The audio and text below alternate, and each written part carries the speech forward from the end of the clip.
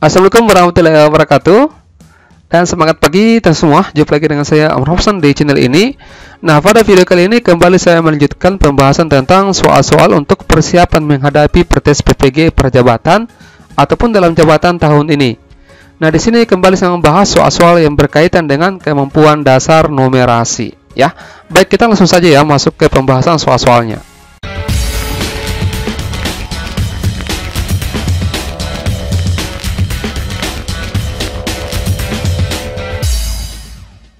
Ya, kita mulai dari soal nomor 1 ya. Nah, pada video sebelumnya teman-teman semua, itu sudah pernah saya bahas ya bahwa bagaimana mengerjakan soal-soal numerasi. Itu biasanya memang kita harus perhatikan bacaan yang tersedia. Meskipun sebenarnya dalam bacaan tersebut itu kita tidak usah terlalu fokus pada semua isi teks tersebut. Biasanya hanya angka-angka penting ataupun di bagian akhir dari soal tersebut itu nanti yang bisa membantu kita dalam pengerjaan soal ya. Kecuali kalau bacaan teksnya itu pendek-pendek seperti ini, itu tidak apa-apa, mungkin kita perhatikan secara keseluruhan, ya. Nah, coba diperhatikan soal nomor 1. Di sini perhatikan resep berikut. Nah, di sini ada resep untuk pembuatan apem ya, apem Jawa di sini. Nah, di sini bahan-bahannya sudah tersedia untuk membuat 25 buah apem. Jadi resep ini untuk digunakan membuat 25 buah apem. Di sini bahan-bahannya ada 500 gram tepung beras, ada 125 gram terigu, 375 gram gula pasir, dan seterusnya ya. Teman-teman bisa lihat di sini. Nah, kita coba perhatikan di sini. Satu resep di atas itu dapat digunakan untuk menghasilkan 25 buah apem Jawa, gitu ya. Di soal di sini tersedia. Nah, Ibu akan membuat 100 buah apem Jawa yang empuk dengan berpedoman pada resep tersebut. Dengan resep yang sama, Ibu ini akan membuat 100 buah apem. Nah, karena satu resep ini itu bisa membuat 25 buah apem, maka kalau misalkan membuat 100 buah apem Jawa di sini, maka setidaknya kita butuh minimal 4 resep ya. Jadi butuh 4 resep dengan bahan yang sama. Oke, masuk ya. Nah, kemudian di rumah masih ada 1/4 kg tepung beras dan bahan lainnya cukup. Nah, artinya banyaknya tambahan tepung beras minimal yang harus dibeli oleh ibu adalah berapa? Jadi kalau untuk membuat 4 resep ini, maka sudah dipastikan tepung berasnya tidak cukup karena yang tersedia cuma 1/4 kg. Berarti yang ditanyakan berapa yang harus ditambahkan sesuai dengan soal yang ditanyakan di sini. Nah, coba kita lihat. Jadi 4 resep ini, ya 4 resep di sini berarti kita butuh. Karena kan satu resep itu kan 500 gram tepung beras. Berarti 4 kali 500. Ya, itu dapatnya 2000 gram. Ini senilai dengan 2 kg. Berarti untuk membutuhkan tambahannya, kita tinggal perkurangkan saja. Ya, jadi tambahan tepung beras di sini 2 dikurangi dengan 1/4 yang tersedia ya. 2 dikurang 1/4 berarti 4 kali 2 8 kurang 1 7. Jadi 7/4 kg. Nah, kalau kita jadikan pecahan campuran berarti dapatnya adalah 1/3/4 ya. Oke. Ini kalau dalam kilogram. Kalau misalkan yang ditanyakan di sini dalam gram, berarti tinggal dikali 1000. Ya. Ini kalau kita kali 1000 berarti ini kita bisa coret manja. 1000 bagi 4 dapatnya 250. Jadi dikalikan 7 dikali 250 dapatnya 1750 gram ya. Oke, saya kira jelas ya teman-teman semua. Nah, kita lanjut ke soal nomor 2. Ya, nomor 2 di sini berkaitan dengan jarak kecepatan dengan waktu. Ya, ada grafik di sini ya teman-teman semua, ada grafik di sini. Nah, 5 orang A, B, C, D, dan E melakukan perjalanan menempuh jarak yang sama. Oke. Dengan kecepatan berbeda-beda. Jadi kata kuncinya di sini jaraknya yang sama dan kecepatannya berbeda-beda. Nah, terlihat pada grafik yang di sini. Nah, diketahui pernyataan seperti di berikut ya. Ada jarak tempuh perjalanan 120 km. Apakah memang jarak yang samanya itu 120 km? ya. Waktu tempuh perjalanan A adalah 6 jam. 3. Perbandingan kecepatan rata-rata E dan terhadap B ini 1:2. 4. Perbedaan waktu tempuh A dengan C adalah 4 jam. Yang ditanyakan di sini pernyataan yang benar adalah yang mana? Jadi kita mesti harus cari satu-satu ya teman-teman semua. Nah, saya ingatkan kembali di sini ada segitiga ajaib ya. Ya, ada segitiga ajaib di sini.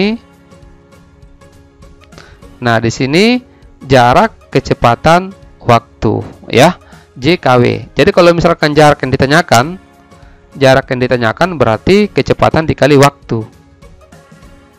Jadi hubungan yang horizontal seperti ini dikali ya. Kemudian yang atas dengan bawah itu dibagi. Jadi kalau misalkan ditanyakan waktu berarti jarak dibagi dengan kecepatan. Kalau kecepatan berarti jarak dibagi waktu. Seperti itu ya. Nah, sekarang kita cari apakah memang jarak tempuhnya ini 120 km. Nah, kita lihat dulu ya. Kita bisa melihat isi grafik yang di sini. Misalkan kita cek untuk yang di sini. Atau kita bisa deteksi satu-satu ya.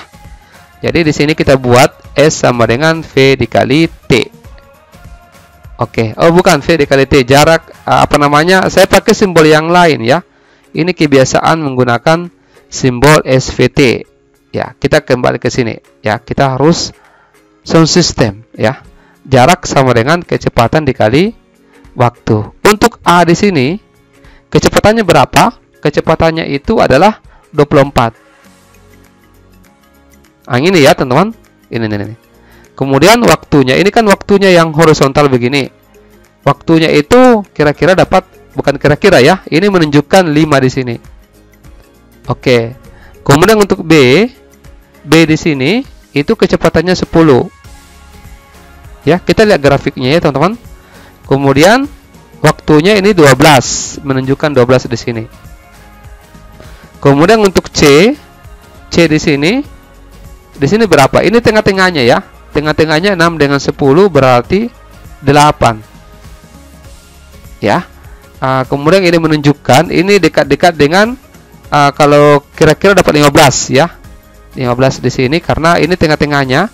Ini kan 16. 12 tambah 20 kan 3 bukan. Ini 32. Berarti 16 di sini, berarti di sini 15. Oke. Kemudian untuk bagian D. Untuk bagian D di sini itu kecepatannya 6. Kemudian waktunya di sini adalah 20. Dan E kecepatannya adalah di sini kecepatannya adalah 5. Di sini ya. Dan waktunya adalah 24. Nah, ini kalau kita kalikan masing-masing itu dapatnya 120 ya. Jadi ini semua menghasilkan perkalian 120 jaraknya kilometer. Berarti 1 di sini benar. Berarti ini benar karena memuat pilihan 1. Ini sudah pasti salah ya. Nah, bagian nomor 2, waktu tempuh perjalanan A adalah 6 jam. Kita lihat yang di A di sini waktu tempuhnya itu 5. Berarti ini salah gitu ya. Dipilihankan memang sudah salah angka 2 ya. Yang ketiga, perbandingan kecepatan rata-rata E terhadap B adalah 1:2. Jadi kecepatannya kecepatan E di sini banding kecepatannya B. Ya. Kecepatannya E di sini adalah yang mana E di sini adalah 5. Kecepatannya B adalah 10. 5:10 itu sama saja dengan 1:2 kalau disederhanakan ya. Berarti ini sudah benar. Berarti jawabannya di sini adalah 1 dan 3 A. Kalau misalkan yang 4 kita mau cek kesalahannya, berarti A di sini kan adalah 5 gitu ya. Kemudian kalau C 15, selisihnya 5 dengan 10, 5 dengan 15 itu 10, bukan 4, sehingga ini salah ya. Nomor 3. Nah, nomor 3, hasil dari 6 pangkat 3 dikali 14 pangkat 2 per 21 pangkat 2 adalah berapa? Ini teman-teman semua, kalau misalkan kita mau kerja secara manual ya, 6 pangkat 3 itu berapa, bisa langsung. 14 pangkat 2 juga berapa, bisa. Tapi kalau misalkan kita mau rinci seperti ini, itu lebih bagus ya. 6 kali 6 kali 6 tanpa kita menghitung berapa hasil perkaliannya. Ya, per 21 pangkat 2 berarti 21 dikali 21. Nah, nanti tinggal kita coret-coret manja ya. Misalkan 6 dengan 21. 6 dengan 21 kita bisa masing-masing bagi 3 ya. Jadi ini 2, di sini 7. Dengan cara yang sama, ini juga 6 dengan 21 masing-masing bagi 3. Ini 2, di sini 7. Nah, kemudian 14 dengan ini juga bisa ya. Coba saya ganti cinta dulu.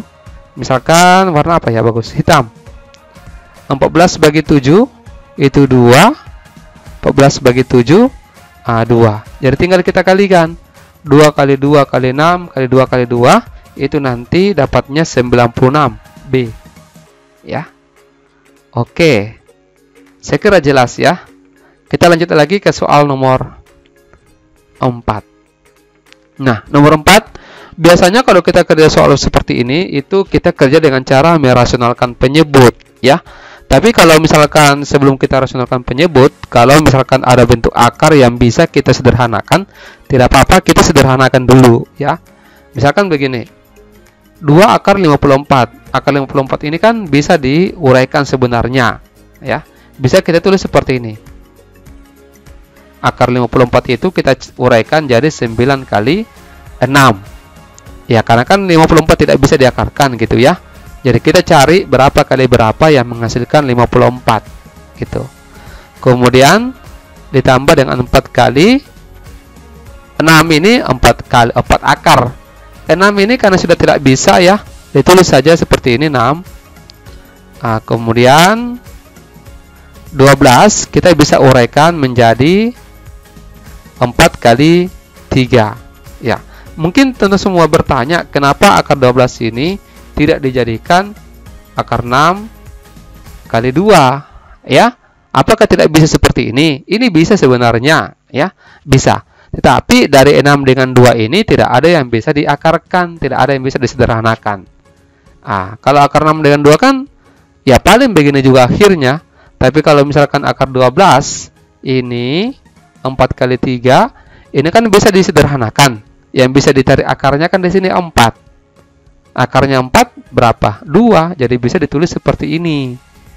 Gitu ya. Ini bisa diingat kembali, apalagi yang bukan dari bidang matematika ya teman-teman semua. Ini sebenarnya materi dasar ya. Ada di SMP, ada juga di SMA. Mungkin sudah dilupa. Tapi tidak apa-apa, nanti kita ingatkan lagi ya. Nah, ini kan akar 9 kan 3. Akar 9 kan 3. Dikali 2, 6. 6 akar 6 ditambah dengan 4 akar 6. Gitu. Ini akar 4, 2 akar 3 ya, sudah di sini tadi. Nah, sekarang kita bisa jumlahkan ini. Yang dijumlahkan adalah yang di sini. 6 tambah 4 itu 10. Ya, ini tidak bisa ya dijumlahkan, jadi 10 akar 6 per 2 akar 3. Ini kebetulan jadi bisa dibagi. Jadi tidak selalunya dalam merasionalkan penyebut harus dikerja seperti biasa. Sebentar saya perlihatkan. Misalkan begini. Jadi kalau misalkan kan biasanya teman-teman semua itu kalau merasionalkan penyebut kan anggaplah misalkan saya tuliskan di sini 7 ya. Di sini 2 akar 5. Ini kan tidak bisa dilakukan pembagian. Jadi kita harus kali seperti ini. Yang sama dengan yang dibawanya di sini. Ini namanya kan merasionalkan penyebut. Tapi kalau misalkan ada yang bisa dibagi semuanya, ya dibagi saja. Misalkan 10 bagi 2, 5 ya. Akar 6 dibagi akar 3, akar 2. Jadi ini jawabannya 5 akar 2 D. Seperti itu ya. Semoga dipahami ya teman-teman semua. Nah, untuk soal berikutnya di sini, coba-coba saya jadikan dulu oleh-oleh ya. Nanti teman-teman semua bisa kerja dulu ya, dan kirimkan jawabannya di kolom komentar. Insya Allah nanti di pembahasan berikutnya saya akan bahas soal ini ya. Baik, saya kira sampai di sini untuk sementara waktu. Nanti kita lanjutkan lagi pembahasan soal berikutnya untuk persiapan bertes PPG. Saya berharap agar video ini dibagikan ya semua ke grup-grupnya ataupun ke teman semua yang akan mengikuti bertes PPG tahun ini. Baik, saya kira sampai di sini. Terima kasih banyak atas perhatiannya. Wassalamualaikum warahmatullahi wabarakatuh. Dan semangat pagi.